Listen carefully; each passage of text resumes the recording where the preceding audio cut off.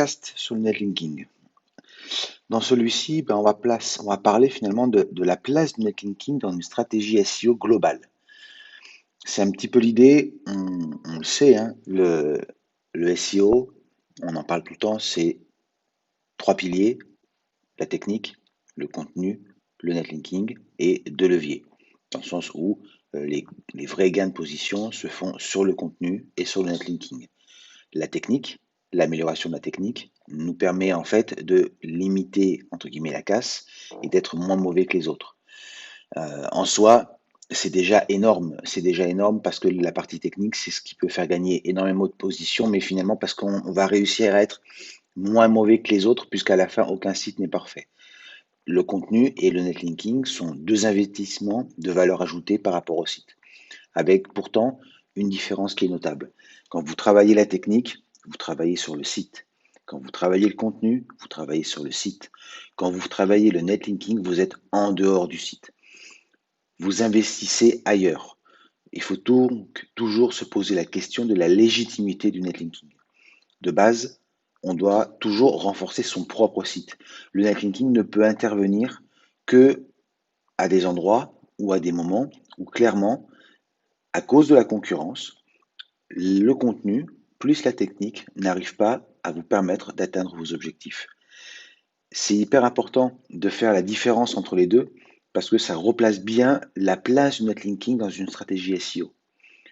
Le netlinking dans une stratégie SEO, ça doit toujours être une variable d'ajustement. On ne doit pas partir en se disant je vais faire du netlinking sur ce site. On doit toujours partir dans l'idée de je vais tout faire pour ne pas faire de netlinking. Donc je vais investir en technique. Donc je vais investir en contenu. Je vais faire en sorte que mon site soit le meilleur possible pour ne pas avoir besoin de cette variable d'ajustement qui est le netlinking. C'est pas par hasard non plus si Google dit que les liens tombent tout seuls.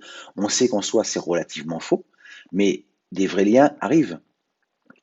La majorité des sites ont des vrais liens. Donc ce n'est pas seulement le mythe du lien qui apparaît magique. Non, c'est quelque chose qui existe. Mais la stratégie netlinking, c'est celle qui va renforcer le profil de lien, celle qui va appuyer là où c'est nécessaire.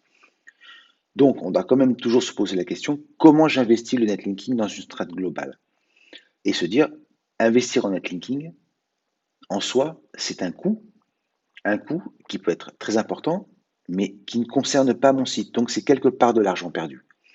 C'est pour ça qu'il est tant fondamental de travailler les techniques, contenu, et c'est seulement après qu'on pourra se poser la question de la nécessité du netlinking.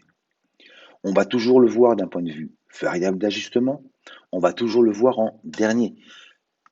Quels que soient les SERP, dans un premier temps, on améliore la technique, on voit ce qui se passe. On améliore le contenu, on l'optimise, on en rajoute, on le restructure, on voit ce qui se passe. Une fois ça mis en place, on travaille le maillage interne. J'en parlerai dans un podcast qui est plus spécifique au maillage interne parce que j'ai tendance à considérer que finalement, les liens de niveau 1, c'est le maillage interne. Les liens externes ne sont que du niveau 2. Et si on veut faire du niveau 2, après on passera sur du niveau 3. Mais le vrai netlinking, il est sur le site en lui-même. On doit penser le netlinking en termes de maillage interne comme du netlinking externe, avec des pages d'esti, des pages filles, des pages mères, des liens à droite, à gauche, comment on le structure et comment après le netlinking, on va dire véritable, externe, vient renforcer ce maillage interne. Donc, une fois qu'on a fait tous ces éléments on-site, c'est seulement à partir de ce moment-là, à partir des moments où on a des résultats, à partir du moment où on peut identifier les manques par rapport à la concurrence, qu'on va pouvoir enfin se poser la question de faire du netlinking, oui ou non. Et d'essayer de penser une stratégie netlinking pure, dans le sens où on va se dire, voilà, je vais travailler ces expressions, je vais les travailler sur ces pages-là, et je vais mettre en place différents éléments d'achat de liens, de réseau de sites, de liens de niveau 2, d'échange de liens, de travail de redirection, de travail sur énormément de choses qui me permettront de faire ces gains de position. Alors, quand on va commencer à travailler ça, on va devoir analyser deux choses. La première, c'est justement les mots-clés qu'on va cibler. Et ensuite, les mots-clés qu'on pourrait cibler. il y a toujours le mythe de vouloir cibler les meilleurs mots-clés. Et même dans une stratégie SEO globale, on a toujours les top mots-clés, les mots-clés emblématiques qui font plaisir soit aux clients, soit à l'éditeur de site, ceux pour lesquels ils rêveraient de se positionner, les mots-clés stratégiques, ceux qui vont générer donc du CA, et puis tout un autre univers de mots-clés qui vont plutôt générer du trafic. Ces mots-clés emblématiques, il faut en général éviter de les cibler. En tout cas, dans un premier temps. Ils sont trop loin, ils sont trop hauts. Et c'est là l'une des grandes problématiques qu'on va avoir avec le netlinking, c'est qu'on a tendance à dire, voilà, je vais cibler ces top mots-clés en netlinking. Alors que finalement, on devrait plutôt se concentrer sur d'autres types de mots-clés qui sont plus du côté ROI, où on pourra vraiment mesurer l'impact et le côté positif des choses. Ça, c'est par exemple un des éléments forts qu'on fait en netlinking, c'est bien cette différence au niveau quelle est la stratégie qu'on va appliquer pour viser quel mot-clé. Et on le voit même d'un point de vue global en stratégie SEO, on a toujours tendance à viser beaucoup trop haut et à la fin, on ne vise pas juste. Et donc le viser juste en SEO, c'est ça aussi, c'est quelles sont les expressions qui correspondent à mon site. Quelles sont les expressions sur lesquelles mon site est légitime. Sur quelle expression mon site est le meilleur, objectivement, entre guillemets. Tous ces éléments-là, mis ensemble, permettront dans un deuxième temps de repenser le netlinking, de le voir d'une manière différente, d'essayer de le voir de manière plus objective pour mettre en place tous les éléments qui nous permettront d'atteindre les résultats qu'on espère avoir. Donc, bien penser que aujourd'hui, à la différence d'il y a peut-être une dizaine d'années, la période avant Pingouin, qui sera aussi l'objet d'un podcast parce que Pingouin, ça reste quand même un moment charnière dans l'algorithme de Google. Il y a quand même un avant et après d'un point de vue SEO, où on pouvait dire que tout était netlinking. Quelle que soit la requête, avec beaucoup de liens, on pouvait y arriver. Aucune requête n'était inaccessible finalement. Il suffisait d'avoir le plus de liens possible et ça fonctionnait. Aujourd'hui, comme ce n'est pas le cas, aujourd'hui, on va plutôt travailler la légitimité.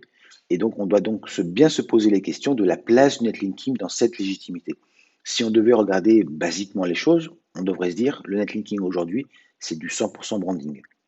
Si on fait du 100% branding et que la technique, le contenu et le maillage interne sont parfaitement optimisés ailleurs, dans ce cas-là, on va se positionner sur toutes les requêtes sur lesquelles on veut être. On le voit très bien dans les SERP, sur de très très grosses requêtes, des pages internes se positionnent, de très gros sites, elles n'ont aucun lien, ou un lien ou deux, pas plus, et du lien naturel qui n'a pas en soi une très très grande valeur SEO qui plus est. Donc on voit bien aujourd'hui que la puissance du netlinking va vers la homepage, mais c'est comment cette puissance est traduite à l'intérieur du site. C'est là qui est très important, c'est comment on arrive à transmettre la puissance de la homepage à l'intérieur pour se positionner. Et quand on n'y arrive pas, ou quand la concurrence y arrive, mais en plus rajoute une couche de netlinking, que nous aussi, de manière presque imitative, on va devoir aussi renforcer ces pages internes pour se positionner. Et c'est là qu'on va devoir vraiment penser l'intégralité de netlinking, de A à Z, pour se dire comment je vais faire pour avoir le meilleur résultat possible. Mais tout cela doit s'intégrer dans une stratégie globale et non indépendante. Aujourd'hui, il est illusoire de dire voilà, je voudrais une stratégie netlinking. Quand on fait une stratégie netlinking, on est obligé de regarder les pages de destination et comment elles sont, comment est le contenu, comment est la technique. S'il n'y a pas cette analyse complète, finalement, le netlinking est voué à l'échec. Il est totalement voué à l'échec et c'est pour ça qu'on a énormément de personnes qui disent que le netlinking ne fonctionne plus aujourd'hui, pour la simple et bonne raison, c'est que en attaquant toutes les pages de manière un peu aléatoire, sans regarder réellement la qualité de la page qui va recevoir les liens et sa légitimité au niveau des SERP, est-ce que ça fonctionne oui ou non? Si on n'a pas ce travail préalable sur l'optimisation on-site, le netlinking aujourd'hui n'a que très peu d'effets, ou même à des effets de bord, voire des effets négatifs. Envoyer des liens vers une page qui n'est pas légitime, c'est un signal négatif pour Google. C'est un signal qui est un non-sens finalement. Donc on doit réellement penser le netlinking comme je cible une page qui est légitime. Et c'est à partir de là et à partir seulement de ce moment-là qu'on va commencer à avoir des résultats. Sans quoi, c'est clairement, comme je le disais, totalement voué à l'échec. On doit repenser aujourd'hui la vision du netlinking dans une stratégie globale SEO où celui-ci intervient seulement quand le on-site est entre guillemets parfait. ou en tout cas largement aussi légitime que ses concurrents sur les expressions qu'on cible. Sans ça, on peut déjà dire que ce sera un échec. Donc c'est bien pour ça qu'on parle de netlinking ciblé, c'est bien pour ça que je parle de variable d'ajustement. Tous ces éléments-là me laissent à dire que le netlinking doit aujourd'hui accompagner la stratégie SEO et non pas lui prendre la place comme c'était souvent le cas avant. Donc dans les prochains podcasts, je vais travailler plus précisément tous les leviers qu'on peut faire intervenir au niveau du netlinking, mais avec ce présupposé de base que le on-site, lui, il est totalement résolu.